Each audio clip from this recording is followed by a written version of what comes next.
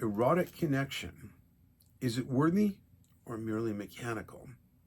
Of course, if it's mechanical, it's not an erotic connection, as I'm about to explain. Eros, as I'm using the term, refers to the capacity for oceanic merger with other beings. From this meaning, Eros does not have to be sexual, and much sex is unerotic, like pornographic sex. Sex is a metaphor for power, objectifying sex, and so on.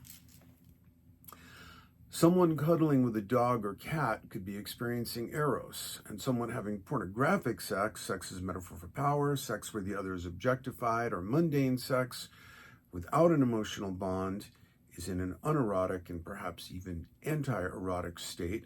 We could also throw in Martin Buber's concept of the I-thou relationship versus the I-it relationship.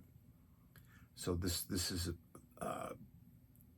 can be seen in two sample sentences. I screwed Jane. That would be an I-it relationship.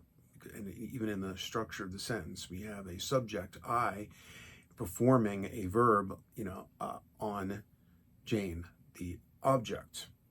But if we say we made love, that sounds more like an Eros connection.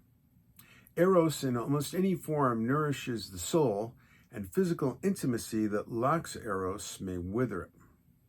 One of the more dangerous aspects of pornography is that it usually divorces sex from Eros and can cause a progressive emotional disassociation from physical intimacy.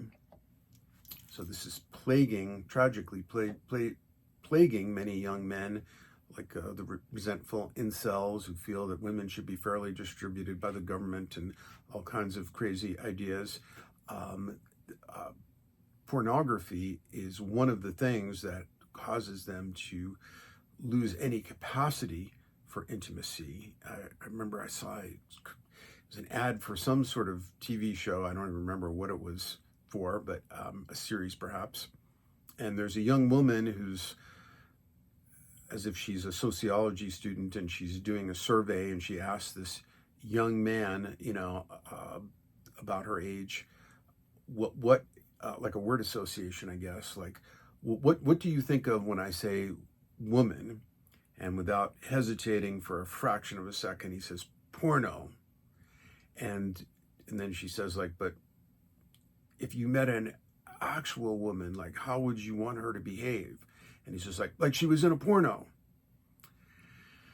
So we are in a time where Eros is deprivation, is a modern plague, and where we have 30 and 40-year-old versions, and especially in Japan and Korea, and where and they've shown this statistically, where the number of intimate friends that people have has dropped precipitously in recent decades, and particularly amongst males. Another tragic magic is a delusion that Eros is only possible through sex, when it might occur walking alone in nature or in high-quality non-sexual relationships, like with a dog or a cat, for example. Or it could even be with the characters of a novel, or the author of a novel you're reading, or something like that as well, where there's, because writing is a telepathic technology, basically, so there can be a lot of oceanic merger when you really relate to a point of view of somebody you never met or may have died long before you were born. Consider this an auspicious time to examine your relationship to Eros. If this is a problematic area for you, I recommend reading the following. I won't read the list because they're all linked up. Things I've written that are highly related, and they're all linked up in the text of this card.